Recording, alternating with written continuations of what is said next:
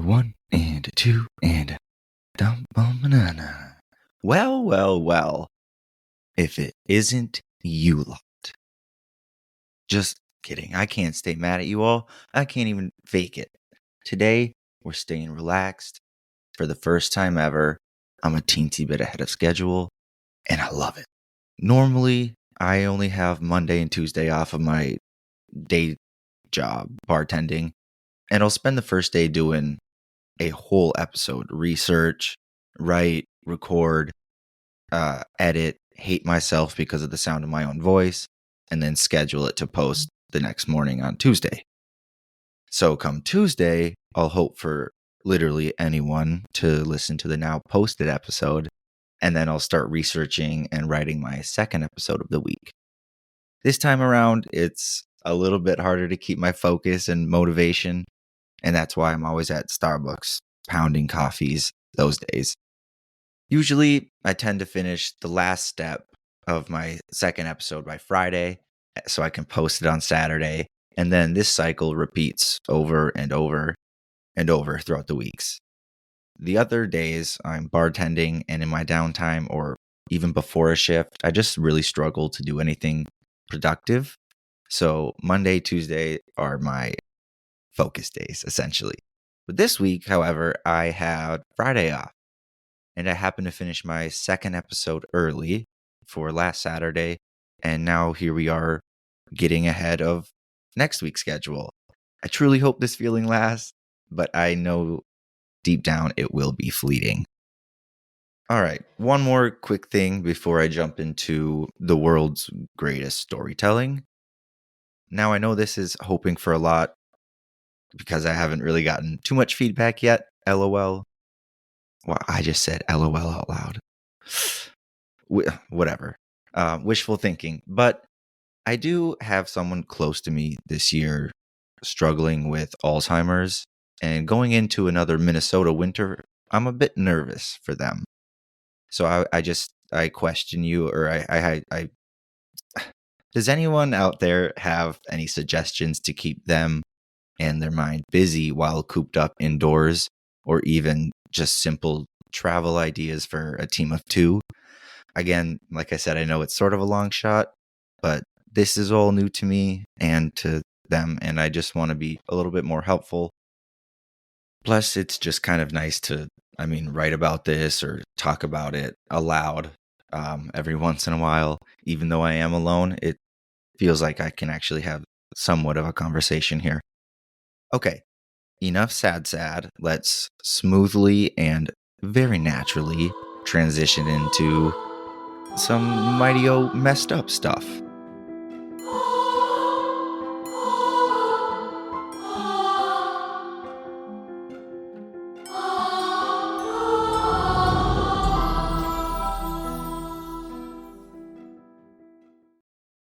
My sources for today come from Wikipedia and Murderpedia. Again, there just isn't a whole lot of information out there regarding the story. I understand why. I really try to do, or for the most part, I try to do stories that I haven't heard of or that we may have forgotten about. And this just didn't have that many articles out there. Oh well, we roll with it. So let's go. My name is Eli, and this is Murder in the Morning. Kiplicker! Or Kiplecker! Or Kiplicker! A special shout out to all my Netherlands followers. To be completely honest, or my Dutch followers, I know nothing, essentially, about your country, but today we educate ourselves. I first Googled some fun Dutch phrases to yell at y'all, and the only one I'm able to slightly pronounce is Kiplecker, which means yummy chicken in their language. So, yummy chicken to you all. Let me tell you, this the Netherlands is another big score for countries with wild criminals. You've got some epic stories such as the dog walker killer, which I'm tempted to do next week possibly. I mean, who kills anyone in front of a puppy. I mean, who does that? Let alone multiple dogs? But today, our story brings us back to the 1940s in the Netherlands. Not the most delightful time in their history, to be honest, according to some of my research, since I knew nothing. In May of 1940, German forces overtook and occupied the country within days. For 5 long years until their liberation, the Netherlands remained under German control. I found this kind of funny. It was Canadian forces who first drove the Germans out of the country. And raise your hand if you didn't even know Canada fought in World War II. Don't worry, I'm super disappointed in myself too. I blame my small town education. Or my bad memory. Our subject today, Willem van Eyck, and that's spelled E-I-J-K, and I did look that up to be positive. Eyck was born on August 13th, 1941, in a western municipality that I can't even begin to pronounce. Nieuwkoop. It's Nieuwkoop. And this is in the Netherlands near Holland specifically. I recommend looking up a photo of this dude, Willem. He simply looks like an evil person with haunting eyes and this half smile, half sneer that's creepier than the Joker's. So Willem, also known as the Beast of Harkstede, is this little Dutch boy who becomes quite the naughty man. Growing up in the middle class in the 40s and the 50s with 7 other siblings, Willem was by far the black sheep and kind of an outcast of the family. At school, he was continuously bullied, mainly by older girls at the time. They picked on him, gave him nasty names, rejected any of his flirtatious advances, whatever it was. And after school, during his elementary years, this odd behavior took a demented turn. Willem, quote, started to collect morbid items such as dead insects and dried frogs. He did not enjoy studying and refused to do so. He soon gained notoriety in his home village for his cruelty towards animals. He would enjoy torturing dogs, drowning cats, and kicking ducks until they died. When he was 8 years old, his brothers described him as evil personified, and he had little contact at school and was an outcast. End quote. Wow. His own siblings, his own brothers, described him as evil when he was only 8. I mean, what? That has to be such a strange feeling, knowing that your little brother is just plain bad and there might not be anything you can do about it. It's really quite sad, but fuck. And then this addiction of Willem's to do horrible things continued into his high school years and early 20s when he started adding petty crimes to the list as well. But as you, me, and I assume his brothers knew, this was only the beginning. Willem began to have much more aggressive and just fucked up urges. These fantasies were of raping and killing women. Gross. Oh, trigger warning before I forget. It's going to get kind of nasty. In 1971, at the age of 30, he officially succumbed to his evil desires. 15-year-old Cora Mantell missed her bus home one evening and began to hitchhike. Sadly, Willem was driving past at the time and offered Cora a ride.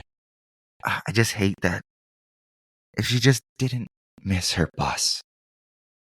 Willem then, quote, strangled her with her own shawl and raped her before dumping her body in a ditch near U, which is just a town or a road. It's just the letter U.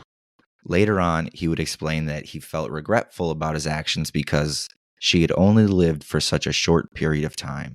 But I finally had my chance and took it," he said, giving more light into his intense desires and dreams to murder and rape women.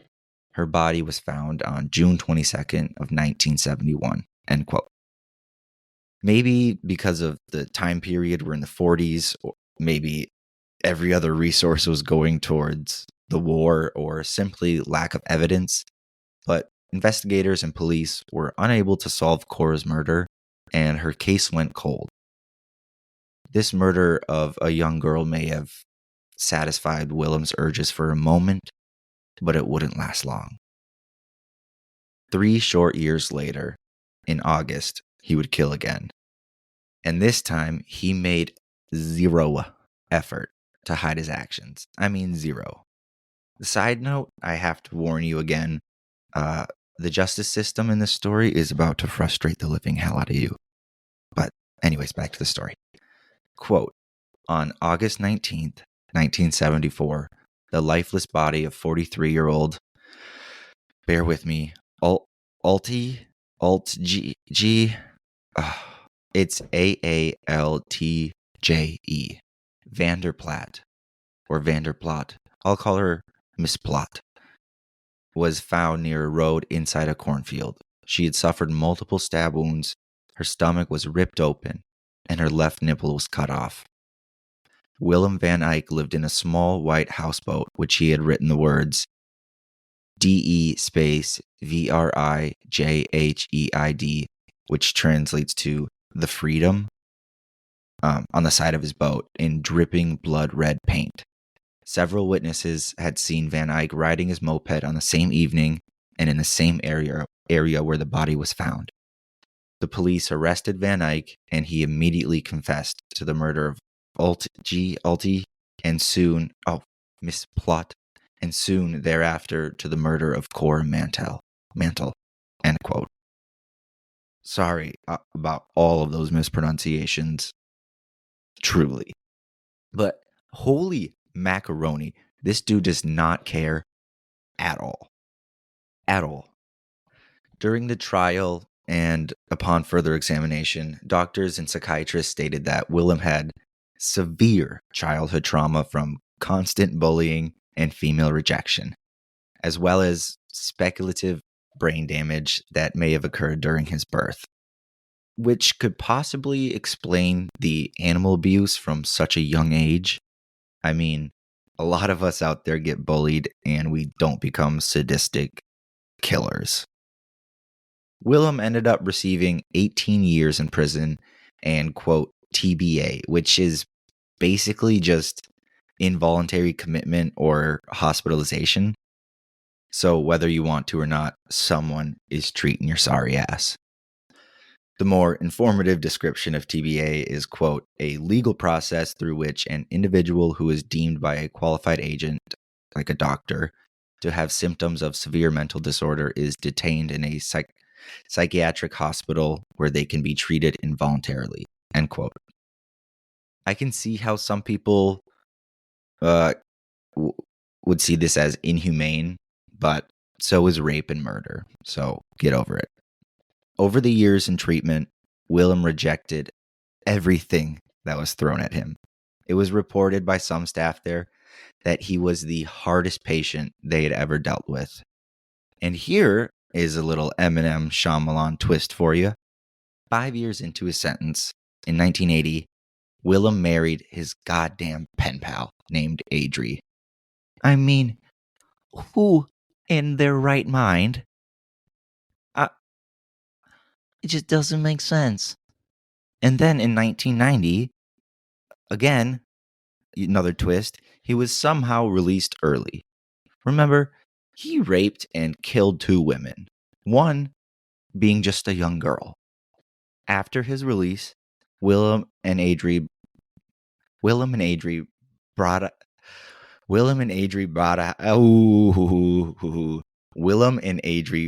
a house together in the town of Harkstede.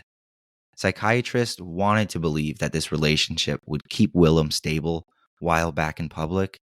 However, we see quite the opposite.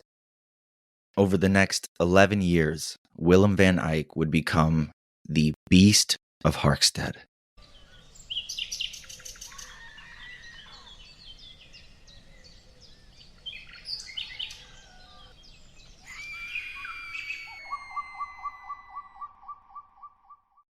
In November of 1993, during sexual intercourse, consensual or not, I'm not quite sure, he strangled Michelle Fatole and dumped her body in a ditch. Only 2 years later, 32-year-old Annelies Reinder's body was found just outside Harkstede. And then again, 6 years later, on July 17th, 2001, quote, the lifeless naked body of the 34-year-old sex worker, Sasha Schenker, was found in a, bear with me, Slachterdiep, which translates to, I guess, a body of water near Harkstede. And her clothes were found several months later near Van Eyck's house.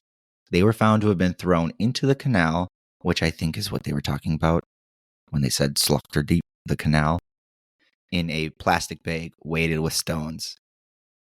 Because Schenker's clothes were found near Van Eyck's house, he became a prime suspect.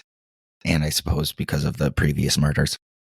And then on November 12th, 2001, police arrested Van Eyck.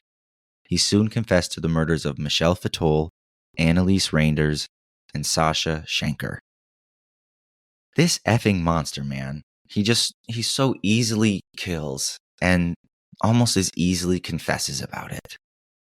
So now, on trial number 2, almost 30 years later, but for the same charges of rape and murder, the Beast of Harkstede is sentenced to life in prison for the 3 murders in November 2002, which is what he should have received decades ago. Bastard. Fortunately, for us, not for him, but his story ends abruptly and without any other news, which is better than most other serial killers who tend to continue to gain fame in prison. There did happen to be a handful of other sex workers and young women who had died in and around the Harkstede area while he was, using that town as his hunting grounds. But the police were never able to pin anything else on him, and he never confessed to anything but the 5 murders that he was charged with. And it seemed, I don't want to say he wouldn't, but it seemed like he was willing to confess to his crimes. Like, he didn't have a reason to hide what he had done. So I'm not sure he did commit any of those other murders, but we know he killed 5 times, and that's enough for me. But to close us out, quote, in 2016, Willem van Eyck's farm in Harkstede was demolished to make way for the expansion of a new residential area. And on June 19, 2019, Van Eyck died in prison. The cause of death was not disclosed. End quote. Whatever it was, I hope it hurt. And there you have it, folks. The Beast of Harkstede, a Dutch monster. I really hope I was saying that right the whole time. It could be Harkstede, but Harkstede makes more sense. The Beast of Harkstede, a Dutch monster, a cruel, cruel man who will haunt me in my dream wars tonight. Okay, I should probably go. Love you. Bye-bye.